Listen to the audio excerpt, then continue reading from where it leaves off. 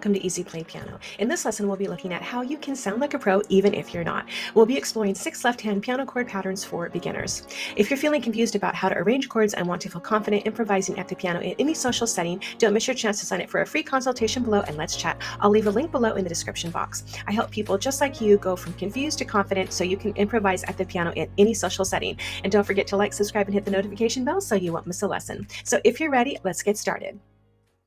We're going to start with a fifth from C to G, and all we're going to do is simply play this fifth. So just for reference, this is middle C. We're going to play the interval of a fifth, so C, D, E, F, G, and then we're going to repeat the G again. So C, G, G, just like this, easy peasy, play the fifth and the G. Now we're going to keep that hand shape and we're going to play another fifth, so move down to the G and the D. So you're going to play the fifth, G and D, and play the D again, and back down to the G and D and play the D again. Now we're going to move up to another fifth, so simply move your fifth finger and your thumb in your left hand from G to D up to A and E. So a simple move, keep your hand in the same shape. We'll play that interval of a fifth, A and E, and play the E again. Now this time we're going to jump down to the F and the C, so F and C. So play that interval, the fifth, and play the C again. Okay, now let's put this all together and speed up the tempo just a little bit, starting with the C and the G, repeating the G, down to the G and the D, play the D, up to the A and the E,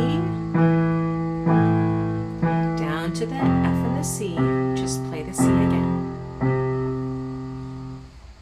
Now, of course, we want to add some right hand in. So let's look at the right hand first. And this is super simple. So if you're new to chords or improvising, this is going to be really helpful for you. So if you don't know what these are dotted half notes. So you're going to count rest, 2, 3, 4, rest, 2, 3, 4, and we're going to layer that in on top of what we just played with our left hand. So looking at the left hand, this is the exact same pattern that we practiced first, and this time we're going to layer in the right hand. So remember, the right hand is going to come in on beat 2, and once you play, this is what we call an octave, C, you're going to hold it until the next measure. So the notes are just C, and then G, A, and F. And the wonderful thing about this is that you're actually just mimicking the root of the note, the first note with your pinky that you're going to play in your left hand. So if you ever get lost, look down at your pinky and you know you're going to play that same note in your right hand, and you can double the octave. If your hands are smaller like mine, you can also just play the bottom of the chord of the octave in with your right hand. So let's try it. Here's the C, G, A, F. Now see, you've already created this amazing chord melody with very little effort, and it should flow very easily. And I encourage you to practice this and play this through many times until you have a very flowing, free, and easy feeling. Now we're going to stay around the C, okay, in our left hand, but this time, instead of playing the fifth, we're actually going to extend this chord. And some people call it a power chord. It's called a lot of different names, but really all it is you're just going to go back to that fifth that we played, but this time you're going to add the upper C. So it's C, G, E, okay? That's all you're going to do. Go down to the G, G, D, and then play the octave above with the G. Up to the A, and then play the A above, and the F, at the C, and then the F. So again, you're playing the same chord, okay, you're just breaking it up and adding the octave.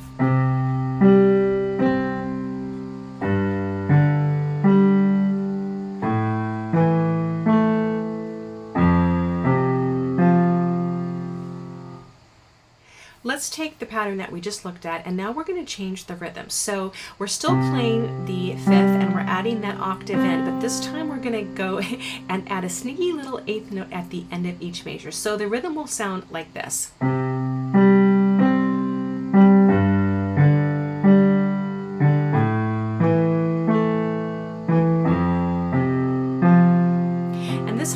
very lilting, very rocking sound. So if you're looking to improvise with your right hand, that gives you a good base from which to create a very flowing, rocking, almost like a lullaby sound. We're going to take the same left hand pattern that we just played, but now we're going to add back in those octaves. So remember a few examples back, we were playing the octave. Okay, so this time we're going to play the octave twice per measure. Okay, but to make it simple for you, you don't have to move to different notes in your right hand. Just keep playing a C and just let it flow. And if you make a mistake, that's okay. It's the time to learn how to arrange chords and to improvise. So just a reminder, you're only going to play the C with your right hand. If the octave is too much of a span for you, just play the root, just play the C. So let's go back and add in the rhythm with our left hand and our octaves with our right hand.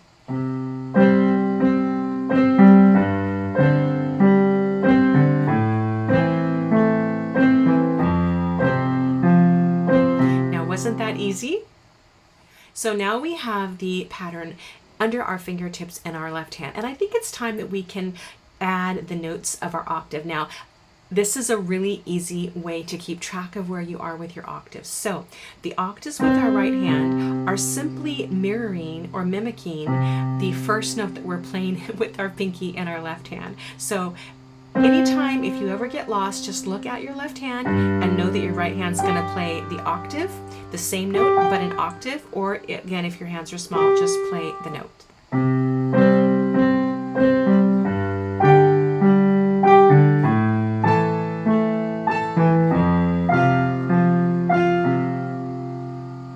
Now you might be looking at these chords and thinking, whoa, that's a really big jump. And it sort of is, but I'm going to show you the trick on how to figure it out. So we're going to just take a step back for a minute and we're going to look at the C major triad. And this is C, E, G. Now if you studied piano for even less than a year, you're probably familiar with these three notes, and a triad means three notes. This is a basic C major chord. Now we're going to start with the triad C, E, G, and then we're going to take out the E. So now we just have that fifth, and we've played this multiple times now. We're going to now play the octave, so C to C, and I can't play this interval. I can't play a tenth, but I can jump it. So what do I mean by that? That means we're going to play the C, the G, and then we're going to jump to the E. Okay, there are some people that can play a tenth. I cannot, my hands are not big enough. So this is a kind of a workaround, a way to make it sound as if you're playing the tenth with just one hand, and we're going to break it up. So you're going to play C, E, and then jump up to the E. And in the right hand, I'm just playing the C octave. You don't have to add this in right now if you're not ready, but if you want to, just play the C. Almost sounds like a bell. So we're going to break it up, C, E, and then jump up to the E, jump up to the C. Okay, so doesn't that sound beautiful? I think it actually sounds much more difficult than it really is to play. All right, we're going to keep jumping with our left hand, but this time we're going to add the octaves, and they're going to mirror the bass note in our left hand. Now, we've done this pattern before, but remember, this time we're going to be jumping with our left hand. So C, E, jump up to the E, unless you can play a tenth. And our right hand's going to play on beat 2 and then on beat 4. So it will sound like this.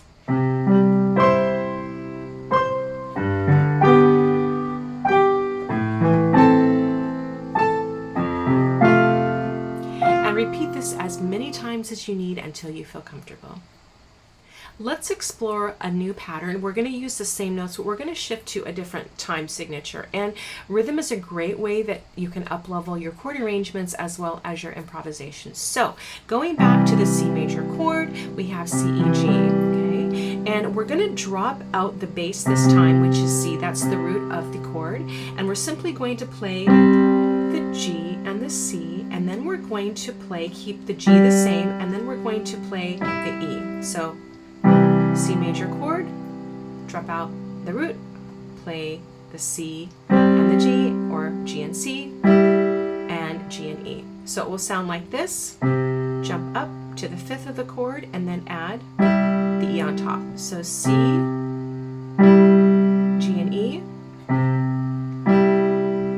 think here's the first, here's the fifth, and then you're going to add that sixth above the fifth. Play that a couple times till you become comfortable. It's kind of a jump. You kind of have to visualize where your hand's going to move to. And then let's try it with the G. So we have G and then D, which is the fifth of the chord, and add the B above. Try that a few times till you feel comfortable. Same thing with the A. We have the A and the E, and add the C on top. Same thing with the F, the C, which is the fifth, add the A on top. And this creates a beautiful pattern or a variation, whichever way you want to think about it, for you to either arrange your chords if you're working from a lead sheet or if you're looking to improvise your own melody on top of this wonderful pattern. Speaking of which, I want to share this example with you. So we have the chords, the C and the G and the E, and we're simply going to just play the C in our right hand. Now again, if your hand's small, just play the C, but I want you to not have to worry about your right hand, but I want you to get in the flow of playing the left hand pattern and just the right hand, okay? And if you miss, it doesn't matter. Mistakes are wonderful opportunities to learn. So let's try it together. C, and then your interval, C in your right hand, G in your left hand, G, and then D and B, A, E and C, A, E and C, F, C and A, F, C and A. Again, play this through as many times until you feel that you're able to then add in the next layer. Speaking of which, we're now going to play the notes in our right hand, and they're again going to follow the bass note, the root in our left hand. So if you ever get lost in this type of chord arrangement, or if you're looking to improvise, use your left hand, the first note, as your guide. So let's try this example together. So C, C, G, G. See how my right hand just picks up the same note in my left hand? A, and F, F.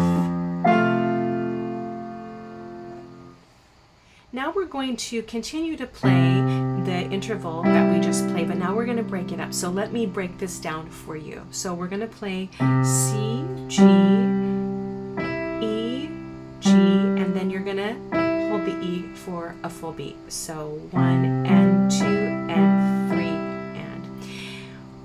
and. Same thing again. Now for fingering, what you can do is you can play 5, 2, 1, 5, 1. Or you can play 5, 1, but it's a little bit more difficult. You really have to keep your eye on that upper E. So probably I would go with 5, 2, 1, 5, 1. Now the right hand's just going to play the C.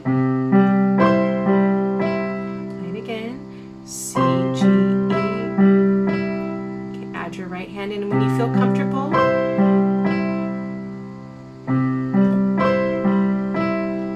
Go to the G. G. Okay. Moving to the A. A, E, C, E, C. We're just outlining the chord. F.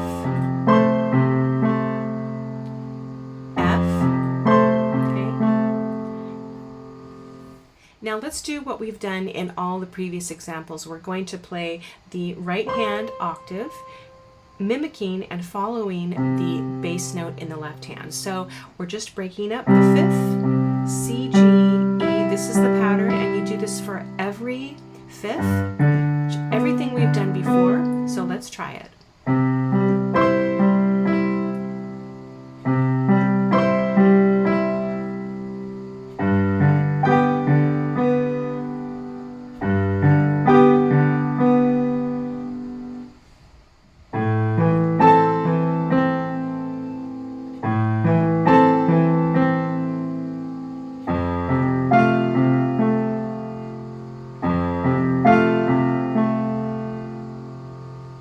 Now here we have a little deviation from everything we've done so far. And I always want to give you that next level up. I want to give you that little bit of push, that little bit of challenge in your chord arranging and your improvisation. So we're going to go back to the same pattern that we just played, but this time, instead of jumping to the 6 to the E, we're going to actually play a D. So we'll play C, G, D.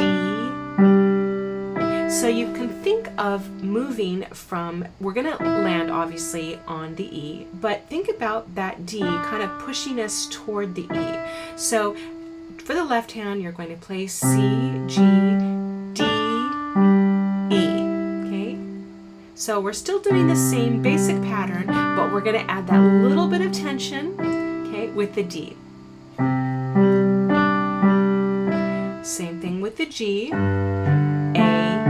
B, beautiful, right? B, C, G,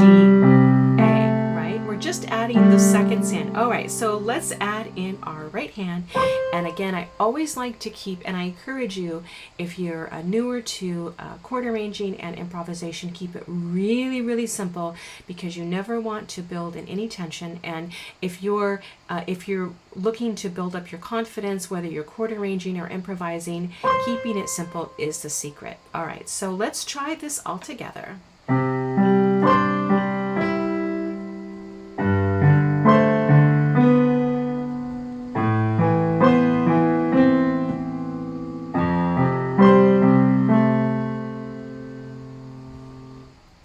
For this example, we're actually going to break up the octave, and this is the first time that we've seen this. So if this is a little above what you're able to do right now, you will be able to do it in the future. But what I want you to do is you can just repeat the root chord with your right hand, or if you do want to challenge yourself, split the octave. So we're going to keep the same left hand pattern. Same thing we just played, but now we're going to add the right hand, splitting the octave like this.